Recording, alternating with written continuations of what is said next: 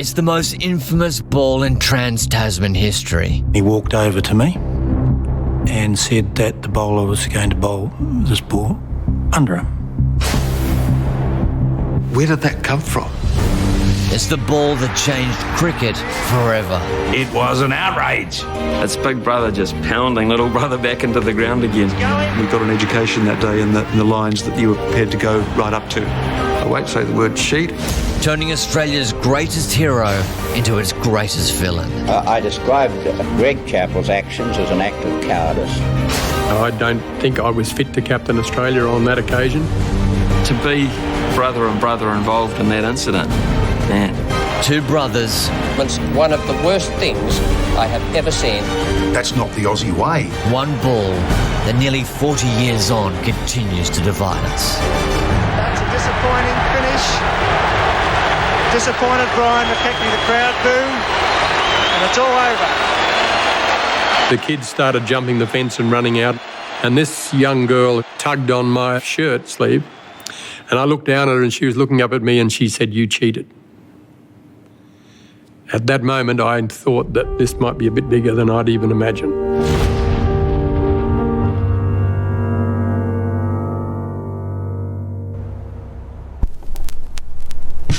Lily's pounding down like a machine. Pascoe's making divots in the green. In the summer of '81, cricket was riding a new wave. For the first time, games were broadcast live across the Tasman. The World Series Cup circus had come to town. Might be close. There's an appeal there. Kerry Packer came along. He knew that live sport was the best product that he could have. So the more cricket he could get on TV, the better. Now they're coming out in poo brown, whatever it was. It was a shocker. And we were canary yellow or a green stripe or something like that. The one-day international went forth and multiplied, and the personalities became giants in their time. It brought a totally different audience to the game. The stadiums were packed. No one was sure how much cricket people could play, and they were determined to find out. When they advertised it on TV the night before, tomorrow at the SCG, Kiwis are taking on the Aussies. The razzmatazz of cricket was underway. Come and watch. Come on, Aussie, come on. Sway to Webby Marsh under it. I think we sang it. Is that catchy?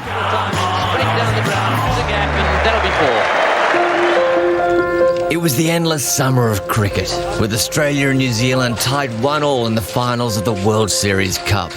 Melbourne came to a standstill for the crucial third game. A huge crowd poured into the world's biggest cricket arena.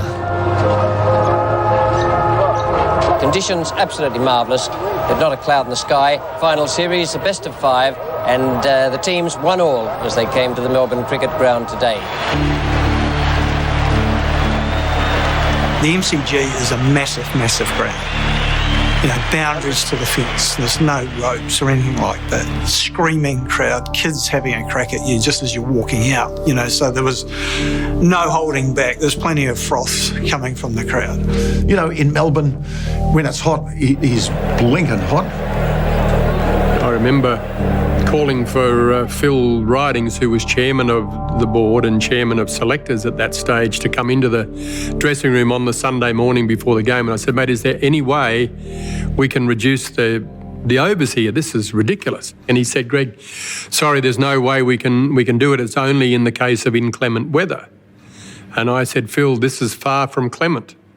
You know, this is not healthy. Someone's going to die out there."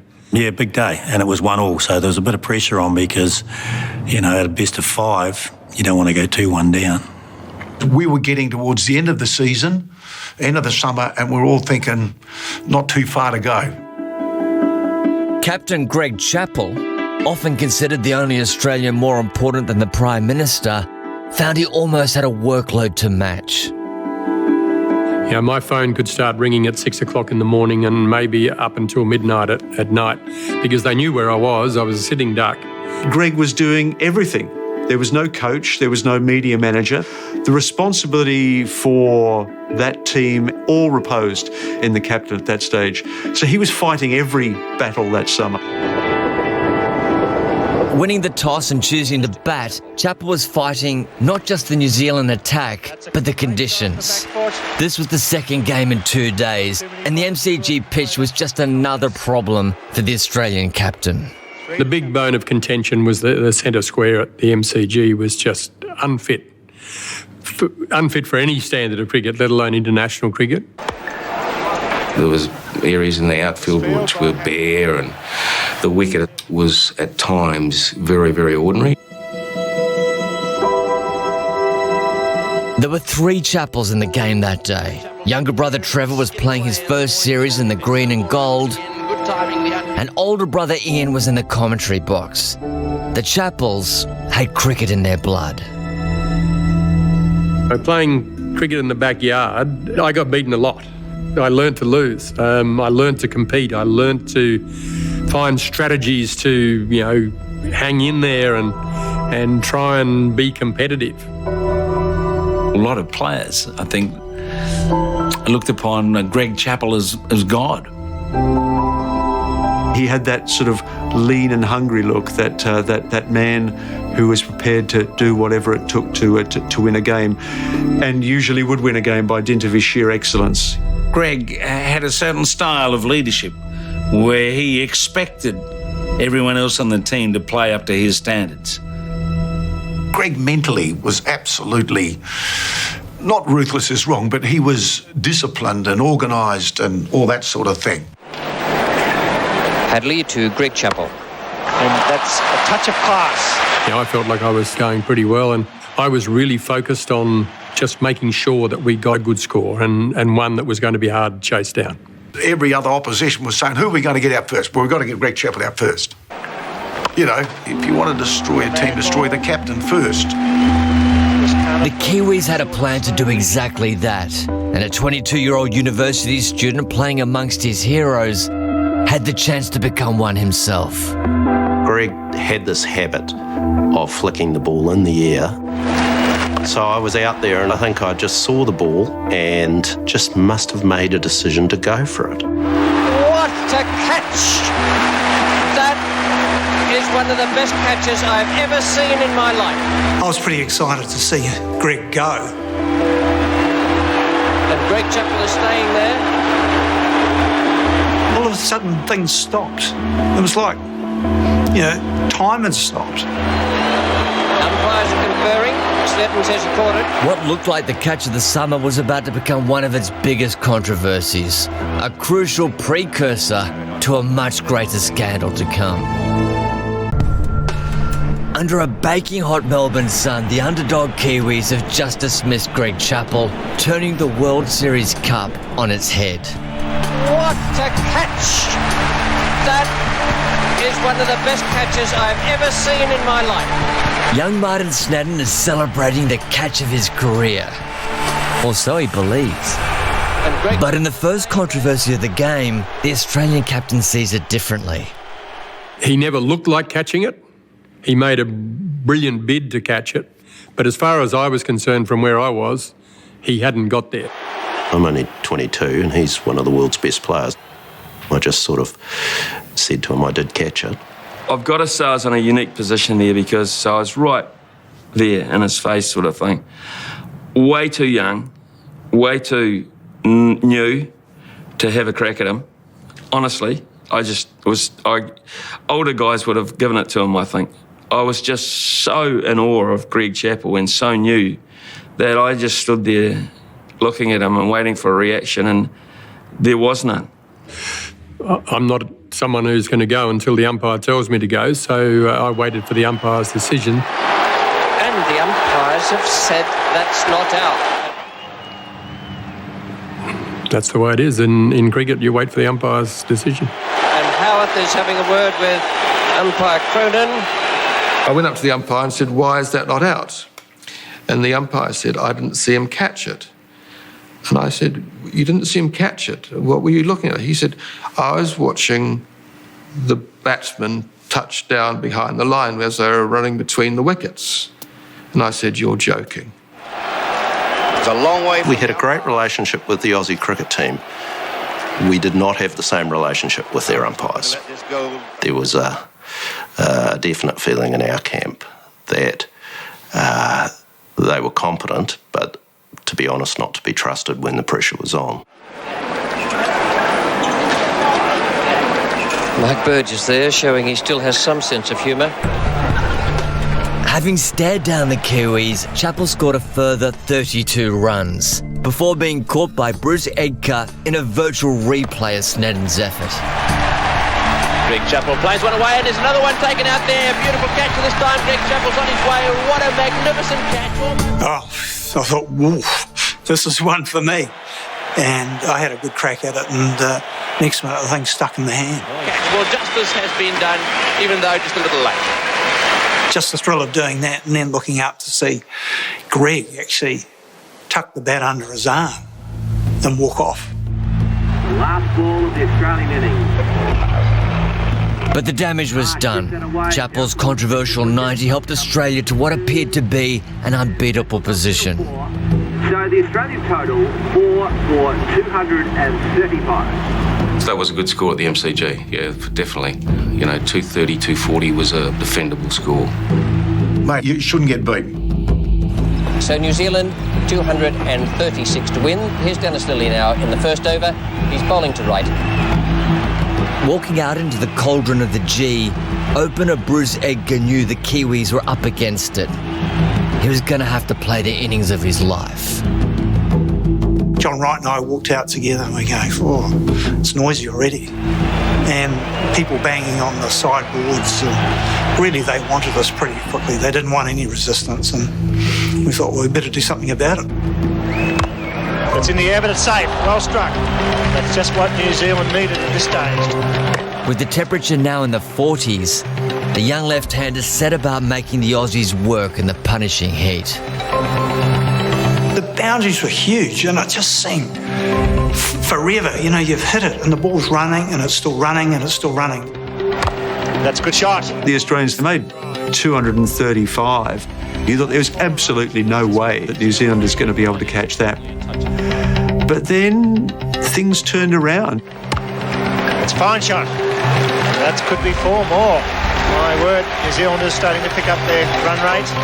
We were getting frustrated by the fact that we couldn't seem to not only not get him out, but we weren't able to slow him down from scoring. Well, he's got that one away, and he still seemed to be able to work it into the gaps, and he always ran well. He always ran hard. Oh, good shot. Great shot. For the first time in the match, Chappell finds his game plan isn't working, and he has no answer to the stubborn Kiwi opener. Shot from Bruce Edgar. Bruce Edgar, who was, of course, my great sort of spontaneous hero that summer, batted absolutely superbly. It was a demonstration of the old-fashioned art of one-day batting. He manoeuvred the ball beautifully around the field. There he goes. Edgar 101. Tremendous innings under pressure.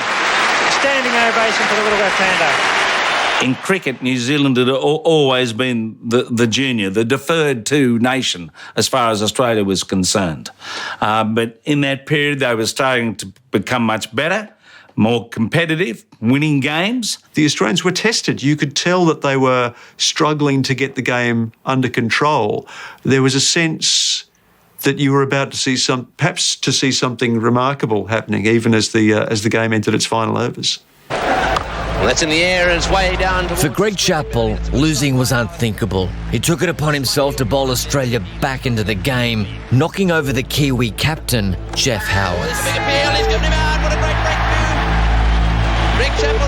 But living up to Australia's expectations and his own was exacting a heavy toll. That was a challenging task to bat, to captain, to bowl 10 overs, and I know I was struggling mentally and physically. I was struggling to sleep, I was struggling to eat, and it was starting to really affect my ability to perform. But I've always been a strong-willed character, I suppose, so I just kept pushing myself and pretending that it wasn't an issue. But obviously it was an issue because it all bubbled up on the MCG on February the 1st. Against all expectations, New Zealand had played themselves back into the match. Desperate to win, Greg Chappell was about to impose on the little brother he used to boss around in their Adelaide backyard. He was always a very quiet kid until you pushed him too far, and then watch out. You know, there was going to be an explosion. And I obviously pushed him too far one day in the backyard. I reckon he would have been 9. Yeah, it was obviously a very hot summer. I was a bit worried about some cracks appearing in the wicket. So I got the watering can out and I just gave it a light sprinkle. And there was a wet patch on the wicket, and I said, I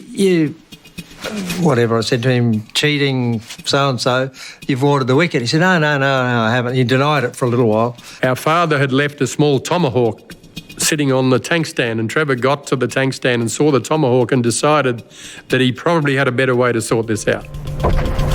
So he picked up the tomahawk and he came after me.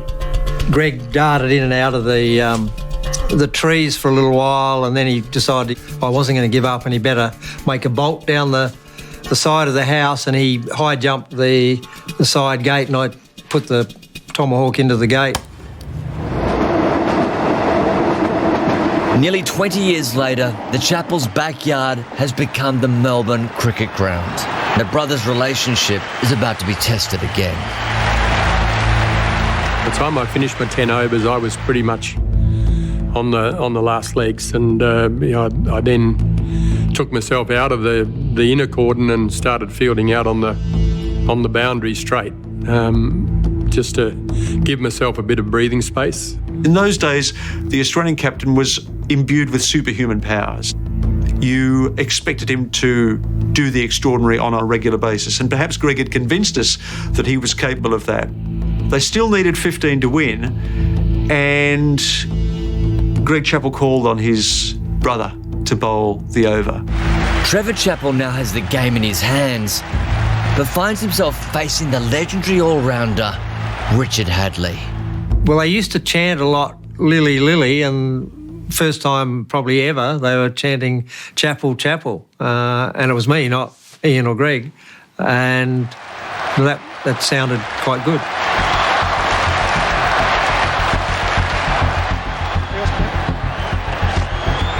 He's hit that, and he's hit it well. It's going to Max Walker. And that's 4! My, what a start! Wow!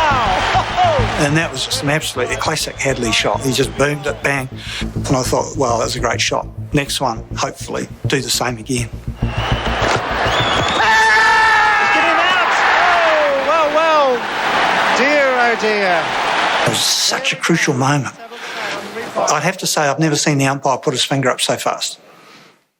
With Hadlee gone, Trev has Australia on the cusp of victory, but the contentious LBW leaves the Kiwis feeling robbed. LBW himself. To be given out like that when he was probably our best bet of winning the game because he could have hit the ball over the boundary, that really got up my goat. New Zealand's hopes now lie with one of their greenest players, 23-year-old wicketkeeper Ian Smith in his first season of international cricket. I remember sort of feeling, wow, here's a chance to do something. Here's a chance to be perhaps a hero. Well, what a pressure out there. Fieldsman everywhere. He's hit it well. Go for 2. I wasn't experienced enough, in all honesty, to think about where can I hit this ball for 4. In my mind, I'm thinking singles aren't enough. Singles won't win it for us. So if it's there to hit, you have to hit it. He's hit that, and that's runs. It's at least 1. He'll probably go for the second and test him out. He's going. He's made it. He's home. What a great effort. Ian Smith, crowd is stunned. Fine running between the wickets. Tremendous courage.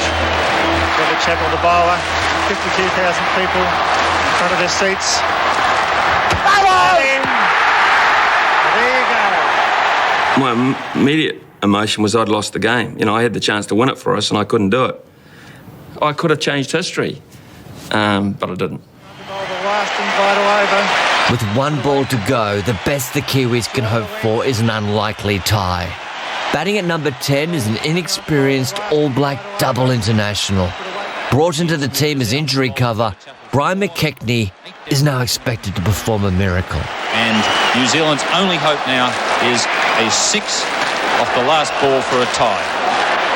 And McKechnie comes out, and from what we've seen, as I said, he couldn't hit the skin off a rice pudding. Built like Tarzan, bats like Jane. He's not going to hit it anywhere at all, McKechnie. So I'm thinking, home and hosed, they need 6. If he goes for a big wango, it's got to go over mid-wicket, and that's the longest boundary. It's over 100 metres. It'd be at least 100 metres or more, and he's got to clear the fence.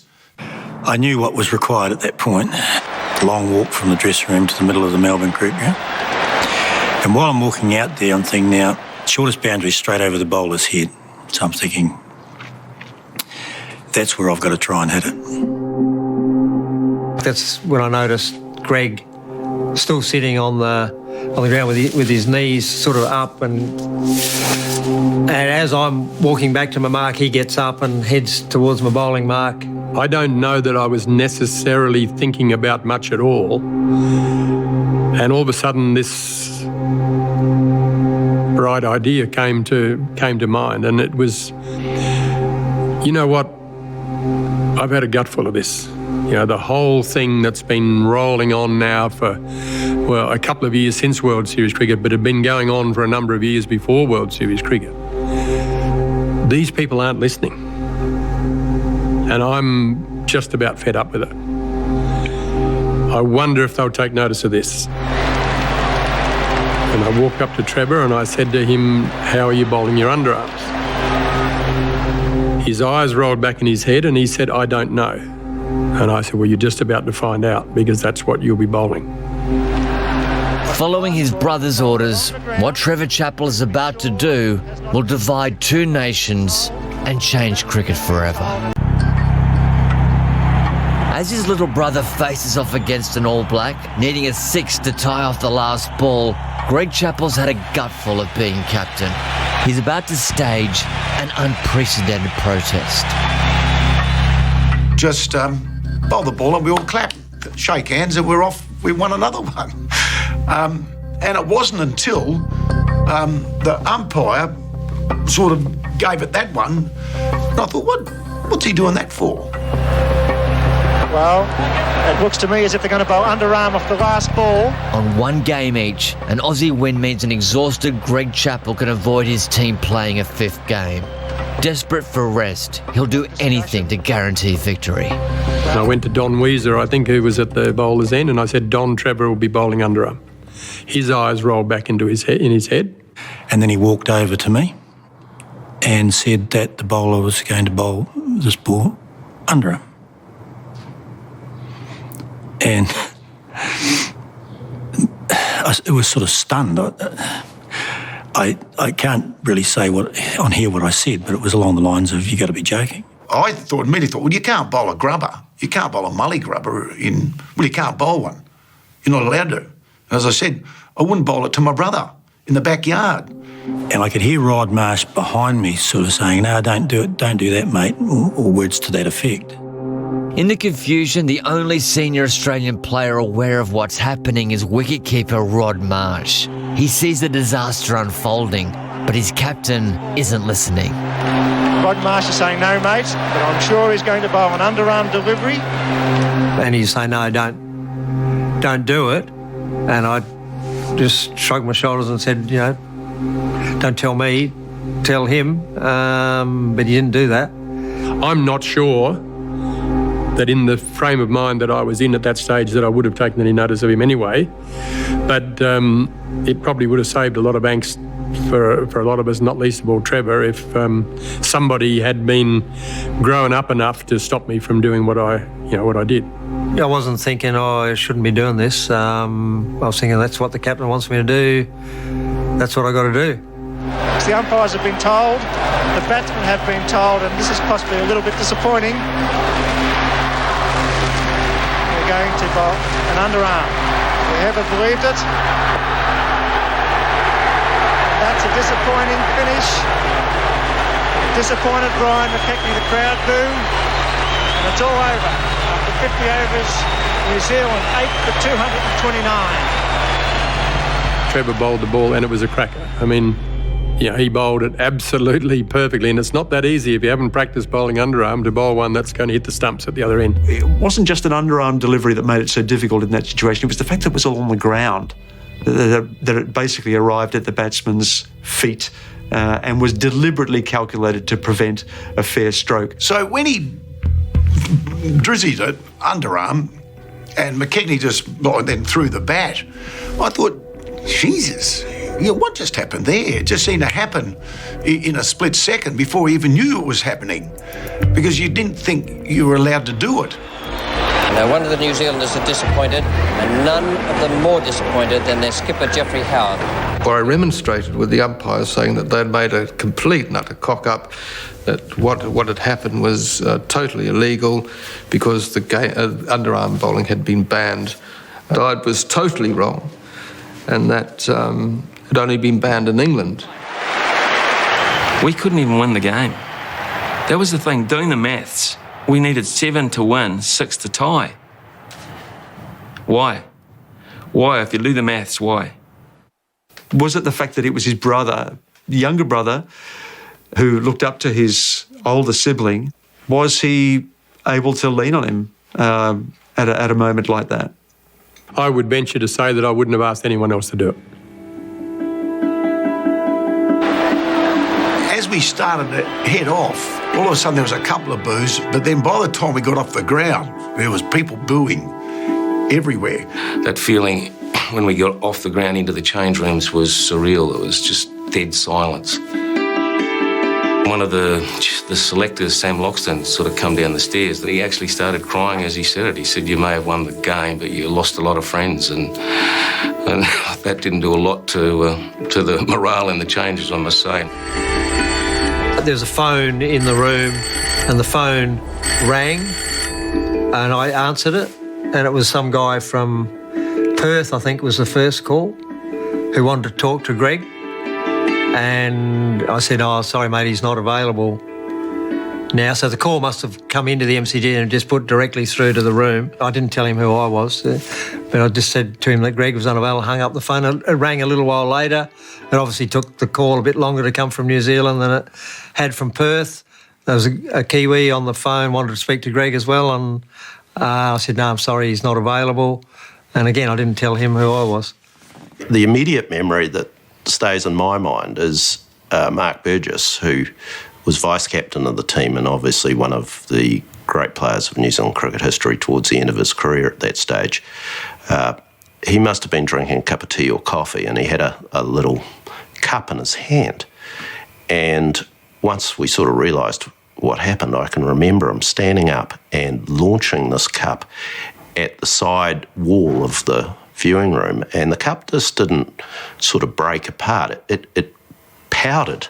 Such was the force of that Burge had thrown it with. Rod Marsh came out of the Australian dressing room as I was just about to go into the New Zealand dressing room, and he just took me aside, or made sure there was no one around. He said, "Don't tell anyone or my mates about this, but I just want to apologise to you for what happened." Which I thought was a great gesture, particularly coming from such a hard-nosed, competitive son of a gun like Rod Marsh. After drinking for an hour or two in the dressing room, normally all the fans had gone. We walked outside, there must have been, I reckon, a couple of thousand fans still there, waited that long for us. And I think at that point we realised, I think that was the very moment, having left the shell of the dressing room and that we realised how the world was going to take this. As the cricket world struggled to make sense of Greg Chappell's bizarre decision and whether the underarm was even legal, one of the game's most respected voices already had a theory. I think it was a disgraceful performance from a captain who got his sums wrong today, and I think it should never be permitted to happen again. As it turned out, the sums were done so badly that Trevor Chappell was left to bowl the 50th over, was panic stations. You know, Richie's inference was that, I'd got my sums wrong and Dennis should have been bowling. But Dennis had bowled out. I wanted to get him over and done with while the ball was reasonably hard. He's a very good cricket captain, and he knew how to win, and he knew what it took to win, at all costs, and he knew because it was legal at the time to do it, he had it up his sleeve. I mean, I always got the playing conditions at the start of each season and went through it line by line just to see if there's anything that had changed that I needed to know about. And, you know, to my knowledge, underarm bowling had never been made illegal. The board deplores Greg Chappell's decision to instruct Trevor Chappell to bowl the last ball of the match underarm. Whilst acknowledging that this action is within the laws of the game, it is totally contrary to the spirit in which cricket has and should be played. The Australian Cricket Board suddenly found itself having to admit their own series rules had made possible the inconceivable. The host country set up the playing conditions, negotiated them with the visiting countries and signed off. And I guess no one really contemplated there would be an underarm delivery bowled or thrown or moved or however you can describe it at that level. It was just not what you did in the game. It was unthinkable. It never occurred to anyone that someone would use that artifice to win a game or to prevent a game being lost. We, the board, had to decide what action needed to be taken with Greg. My own view about it was very much it was a silly thing to do, but it wasn't an illegal thing to do. And as far as I was concerned, I wasn't going to see Greg Chappell hung, drawn and quartered over a mistake. Had they been in a position to sack me as captain, they would have. They wouldn't have got any argument from me, I can promise you on that. But as I understand it, their legal advice was that they didn't have a leg to stand on because I hadn't done anything wrong. Chappell may not have broken the rules, but underarm outrage went all the way to the top. I described Greg Chappell's actions as an act of cowardice, which I believe it was. And I thought it was most appropriate that the Australian team was dressed in yellow. I said it was the most disgusting episode that I could recall in the history of cricket, a game which used to be played by gentlemen. It's Australia stuffing us again. It's Australia putting their foot on the throat. It's Australia snuffing out any semblance that we might be able to beat them. It's Big Brother just pounding Little Brother back into the ground again. But even the one man in Australia more important than a cricket captain wasn't backing Chappell. I do think it's a great pity that it occurred. It's certainly contrary to the traditions of the game.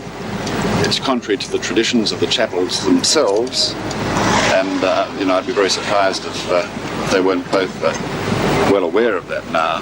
I'd been playing cricket that day, and we finished early for whatever reason, and we were up at a local pub. And I didn't have a TV in the pub, but someone had a television on the roof of a car outside. And we were watching this unfold as it developed towards a close finish.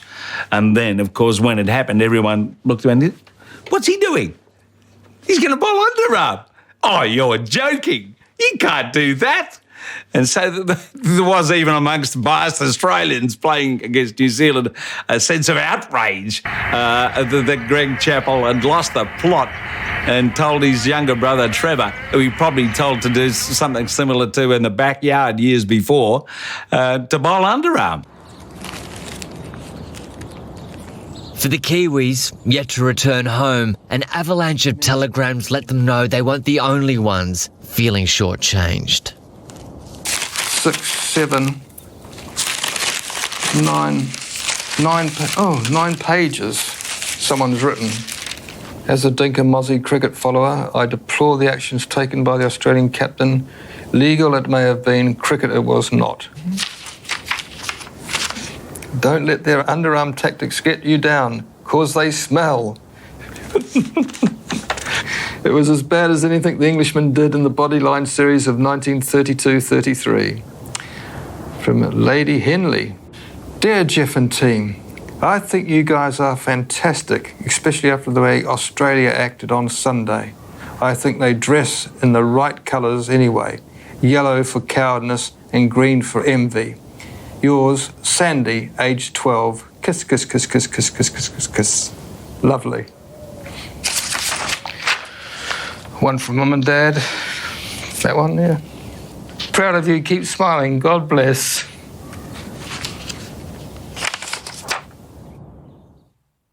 I got a letter from India that came snail mail and arrived much later. It was a very emotional, I think it was one of those aerogram letters, international letters. But he'd used every swear word he could think of, this fellow. And then at the bottom of it, he just said, "Great big bullshit to all," he finished his letter off with. So, it did trigger a few funny moments. But there was genuine anger and shame from both sides of the Tasman. The public turned on Greg. Greg had always looked rather upright and a bit of a pillar of the establishment. When it was demonstrated that Greg had this kind of extra gear of competitiveness, people began to feel a degree of ambivalence about him. And that ambivalence was right in Greg's face when the Australian hero walked out to a hostile home crowd in Sydney just 2 days after the Underarm.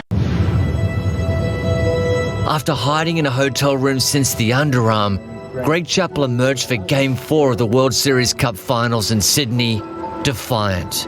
His extraordinary protest at the captain's workload had only intensified the pressure. Suddenly, he was not only shooting for the win, but for redemption too. Greg, a lot of pressure on you today, particularly in light of what's happened the last couple of days. Do you feel it at all? Not really. I don't feel any more pressure than for any other game, really, Ken. Yeah. New Zealanders in the crowd made it quite plain they were out to avenge that rubber. The boys on the hill had special greeting for the Chappell brothers. We went to Sydney for the next ground and Greg Chappell got roundly booed as he walked out to bat. It was staggering to see an Australian hero roundly booed.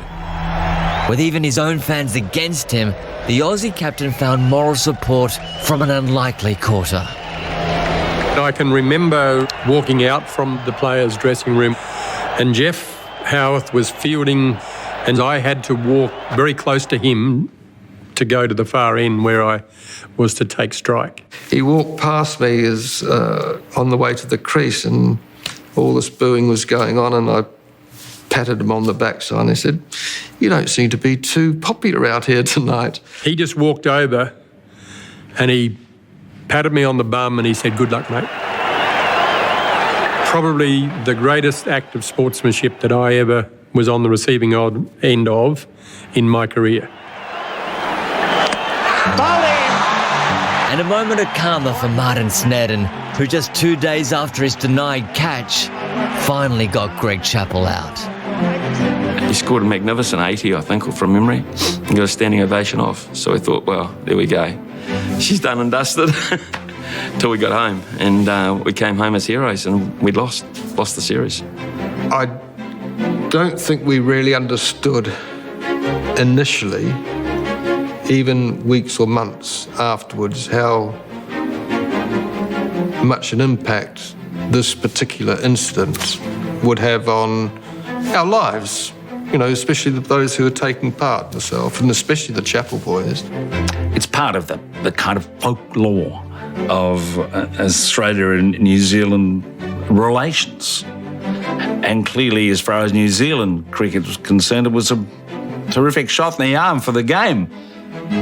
It was probably the most significant positive event that ever happened in the history of New Zealand cricket. We had struck gold in that suddenly we had something in our hands, being the victims of the deadly underarm, that we could probably hold against the Australians for the rest of our lives. So, there was a slight, quiet satisfaction in that fact. It brought cricket very much into the eyes of the public. In fact, for a little while there, we might have been bigger than the All Blacks. For a little while, just a little while, but thank you, Greg Chappell, for that. In New Zealand a year later, Chappell had to enter the lion's den of Eden Park, where outraged Kiwi fans saw him as public enemy number one. Yeah, I was on edge a bit before the game because I wasn't quite sure what sort of reaction I would get from the New Zealand people. I was walking out, so they all started to let me know what they thought of the underarm and anything else that they could think of. And then all of a sudden, out of the corner of my eye, I saw this bowling ball appear and a great roar from the crowd, which probably drew my attention somewhat. Had a bit of a chuckle to myself, but all that did was make me more determined to, do well that day. And, it turned out to be a terrific cricket match. Short one, it's gone straight up in the air. Chappell made peace with New Zealand the only way he could, scoring a memorable century. The standing ovation when I walked off was quite amazing. I don't think that I experienced anything else like it in my cricket career. It was quite a moving experience because it was the last thing that I expected to happen the first game back in New Zealand. Greg Chappell captained Australia for 3 more years, cementing his status as a great. But his decorated career remains tarnished by the one decision he still struggles to explain. I wasn't even aware until that day, and even almost to that moment, of just how strung out I was and how unfit to captain Australia I was until that moment. And it really was a brain snap, and it was like, I've had a gut full of this, and this is what I think of it. It needed something like that. I'm glad in some ways that it wasn't worse than it was. That's a disappointing finish. I know I can't erase it, and it's irrelevant even thinking about it. In a fleeting moment every now and then, I think, wouldn't it be nice if I'd never done it? Certainly, life would have been easier for Greg's younger brother, Trevor, who's never been allowed to put the underarm scandal behind him. He was the innocent bystander in all of that, and he's copped plenty from all directions over the years, and probably is only known for that, which is rather unfortunate and unfair. And for that, I'm profoundly sorry. I certainly wasn't thinking of that on the day when I asked him to bowl it. Up at the stumps, the wicket's a bit slow, so make it hard for him to score. Trevor's international career lasted 2 more years, but none of his achievements would trump the one delivery he's best remembered for. Greg said to me, do I need to apologise? And I said, no, you don't. But I'm not looking for an apology. I don't hold any animosity or anything towards Greg or blame him that it's messed my life up in any way. As far as I can see, I don't think it has. It sort of just keeps cropping up. It's something I'd like to sort of leave behind, but somebody keeps returning it to me all the time. It's like a bit of baggage that you don't really want to keep leaving it, and somebody says, here, mate, I think this belongs to you. Who'd remember who Trevor Chappell was if it wasn't for the underarm?